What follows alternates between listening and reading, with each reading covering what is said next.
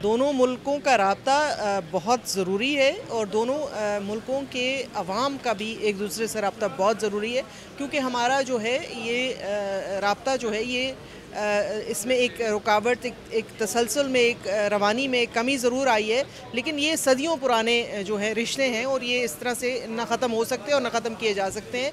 तो बेहतर यही होगा कि एक अच्छे तरीके से एक दोस्ताना माहौल में बैठ के बात की जाए और मसाइल का हल निकाला जाए। हमें चाहिए कि हम ऑनेस्टली बात करें। अगर हमारे अंदर कुछ है तो हम स्टेट करें, लेकिन जो कहें वो करें। देखिए, ये सारा प्रेशर ही उस वक्त तक है जब तक कि पाकिस्तान और अफ़गानिस्तान की अंडरस्टैंडिंग नहीं होती। अगर आज पाकिस्तान और अफ़गानिस्तान अपने मसाइल हल कर लेते हैं और वो एक